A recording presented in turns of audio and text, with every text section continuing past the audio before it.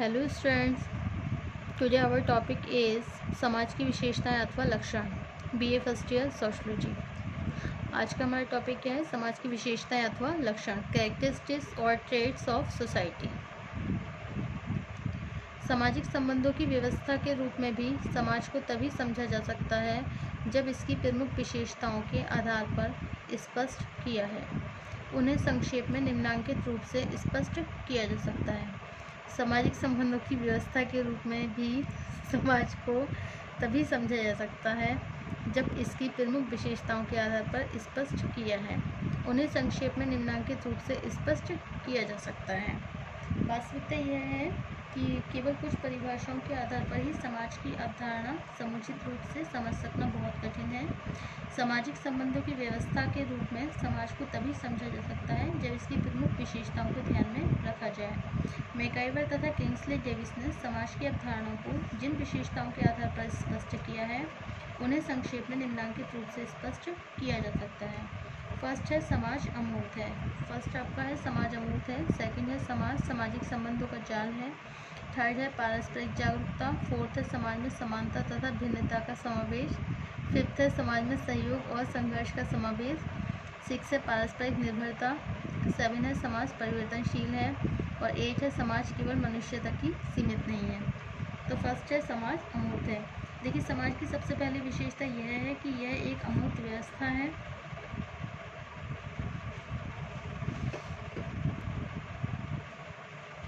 Second point है आपका समाज सामाजिक संबंधों का जाल है। ओके, समाज अमूर्त है, जिसमें बताया था कि समाज की पहली विशेषता यह है कि ये एक अमूर्त व्यवस्था है और समाज का निर्माण जिन पारस्परिक संबंधों और अंतर क्रियाओं से होता है, उन्हें हम ना तो देख सकते हैं, ना ही भौतिक वस्तुओं की तरह उनका स्पर्श किया जा सकता है। इन संबंधों से हम केवल प्रभावित होते हैं तथा प्रत्येक क्रिया में उसका अनुभव करते हैं। इसी आधार पर राइट ने लिखा है कि समाज व्यक्तियों का समूह नहीं है।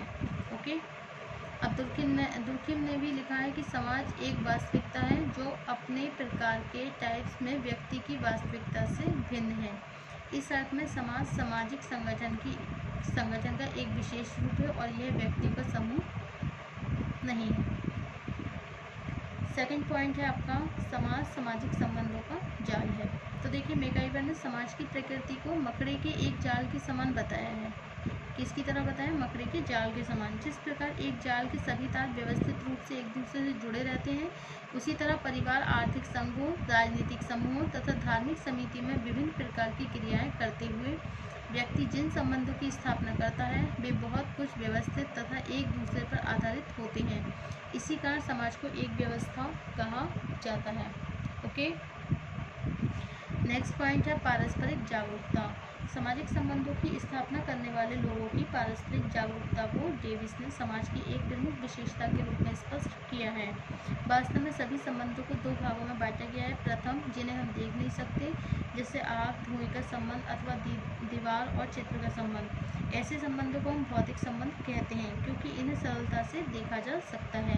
दूसरी तरह के संबंध वो होते हैं जो कुछ लोगों के प्रत्यक्ष या अप्रत्यक्ष संपर्क के कारण धीरे धीरे विकसित होते रहते हैं। इन संबंधों की स्थापना व्यक्ति द्वारा जागरूकता की दशा में की जाती है और यह जागरूकता तभी संभव है जब हमें दूसरे व्यक्तियों के अस्तित्व की जानकारी हो। इन्हीं संबंधों को सामाजिक संबंध भी कहा जाता है। यह ध्यान रखना जरूरी है कि सामाजिक संबंधों का निर्माण करने वाली पारस्परिक जागरूकता सदैव प्रत्यक्ष नहीं होती बल्कि अप्रत्यक्ष भी हो सकती है। उदाहरण के लिए, यदि हम टेलीविजन में किसी नेता के ओजस्वी भाषण को सुनकर उनका अनुसरण करने लगें, तब यह अप्रत्यक्ष जागरूकता की दशा होगी। यह जागरूकता चाहे प्रत्यक्ष हो या अप्रत्यक्ष हो, समाज का निर्माण केवल उन्हीं संबंधों के द्वारा होता है जो जागरूकता की दशा में स्थापित किए जाते हैं। थर्ड पॉइंट है समाज में समानता तथा भिन्नता का समावेश। ओके, तो दुर्खिम का यहाँ तक कहना है कि समाज सादृश्यता की सामूहिक चेतना ही है। भिन्नता का तात्पर्य एक समाज के सदस्यों की रुचि, योग्यता, कार्य तथा हितों में भिन्नता होना है। इस असमानता के कारण समाज में कुछ सदस्य साधारण पदों पर आसीन होते हैं, जबकि कुछ व्यक्ति अधिकार प्राप्त करके दूसरे लोगों के व्यवहार पर नियंत्रण रखते हैं। इसी से प्रभुत्व और अनुसरण के संबंधों का विकास होता है। कार्यों की असमानता होने से सभी लोगों को अपनी अपनी आवश्यकताएं पूरी करने का अवसर मिलता है और इसी के फलस्वरूप समाज में नए नए आविष्कार संभव हो पाते हैं। इसके बाद भी 2 तथ्यों का ध्यान रखना आवश्यक है। पहला यह है कि समाज में असमानता की अपेक्षा समानता को महत्व अधिक दिया जाता है, क्योंकि समानता के आधार पर व्यक्ति अपने पारिवारिक, आर्थिक और सांस्कृतिक दायित्वों को पूरा करते हैं। समान आवश्यकताएं व्यक्ति को समूह में रहने का प्रोत्साहन देती हैं और समानता की चेतना के कारण ही लोगों में सहयोग और बंधुत्व जैसे गुणों का विकास होता है। दूसरी बात यह है कि समानता ही लोगों में सहयोग और बंधुत्व जैसे गुणों का विकास होता है। दूसरी बात यह है कि समानता सरल और छोटे समाजों में अधिक पाई जाती है। समाज जैसे जैसे जटिल होता जाता है, उसमें असमानता तथा भिन्नता का गुण बढ़ जाता है। ओके, तो ये है आपका समाज में सहयोग और संघर्ष की भावना। नेक्स्ट पॉइंट है आपका पारस्परिक निर्भरता। कौन सा है? पारस्परिक निर्भरता। देखिए, मानव समाज की एक मुख्य विशेषता यह है कि इसका निर्माण जिन सामाजिक संबंधों के द्वारा होता है, वे सभी संबंध एक दूसरे पर निर्भर तथा एक दूसरे के पूरक होते हैं। संबंधों की स्थापना करने वाले व्यक्ति भी अपनी विभिन्न आवश्यकताओं को पूरा करने के लिए एक दूसरे पर निर्भर रहते हैं। यही निर्भरता उन्हें समाज के मूल्यों के अनुसार तरह तरह के संबंध स्थापित करने की प्रेरणा देती है। सच तो यह है कि पारस्परिक निर्भरता की विशेषता के कारण ही समाज में सहयोग और समानता की चेतना को प्रोत्साहन मिलता है। नेक्स्ट पॉइंट है समाज परिवर्तनशील है। समाज परिवर्तनशील है। देखिए, समाज कभी तो स्टैटिक नहीं होता है, बल्कि इसमें सदैव परिवर्तन होता रहता है। इसका कारण है कि जैसे जैसे व्यक्तियों की आवश्यकताएं, सामाजिक मूल्य तथा दृष्टिकोण में परिवर्तन होता जाता है, सामाजिक संबंधों की प्रकृति भी बदलने लगती है। संबंधों की प्रकृति में होने वाले परिवर्तन के अनुसार ही समाज भी एक नया रूप लेने लगता है। नेक्स्ट पॉइंट है आपका समाज केवल मनुष्य तक ही सीमित नहीं है। तो देखिए, डेविस का कथन है कि समाज की जो सबसे महत्वपूर्ण विशेषता है वो ये है कि पारस्परिक जागरूकता के आधार पर सदस्यों के बीच संबंधों की स्थापना होना, समूह में सहयोग एवं सदस्यों में समानता और भिन्नता का होना है। मनुष्य के अतिरिक्त अनेक दूसरे जीवधारियों में भी यह विशेषता काफ़ी सीमा तक देखने को मिलती है। उदाहरण के लिए हाथियों, नरवांदों और यहाँ तक कि दीमकों और चींटियों के समूह में भी पारस्परिक जागरूकता, सहयोग, संघर्ष, समानता और भिन्नता की विशेषताओं को स्पष्ट रूप से देखा जा सकता है। इस दृष्टिकोण से मनुष्य के अतिरिक्त अनेक दूसरे प्राणियों में भी एक समाज होने की कल्पना की जा सकती है। इसके बाद भी यह ध्यान रखना जरूरी है कि मनुष्य के अतिरिक्त दूसरे प्राणियों में पारस्परिक जागरूकता तथा सहयोग की दशा बहुत निम्न स्तर की होती है। इस कारण समाजशास्त्र में हम केवल मानव समाज का अध्ययन करते हैं। ओके, तो ये क्या है, जैसे पारस्परिक निर्भरता और समाज परिवर्तनशील है, समाज केवल मनुष्य तक ही सीमित है। अब देखिए, अब नेक्स्ट है आपका समाज के उदाहरण, एग्जाम्पल्स ऑफ सोसाइटी। समाज की प्रकृति को व्यक्तियों की विशेषताओं के आधार पर ही नहीं। नेक्स्ट पॉइंट है समाज के उदाहरण, examples of society. Okay, according to MacIver ने समाज के उदाहरण के रूप में सरल समाज, जटिल समाज तथा आदिम समाज जैसे शब्दों का प्रयोग किया है। इन्हीं को हम समाज के प्रतिनिधि उदाहरण मान सकते हैं। फर्स्ट है सरल समाज, सेकंड जटिल समाज, थर्ड है आदिम समाज। सरल समाज सिंपल सोसाइटी, जटिल समाज कॉम्प्लेक्स सोसाइटी, आदिम समाज primitive society and a society. Okay, तो इसमें क्या है, समाज के उदाहरण में देखिए समाज की प्रकृति को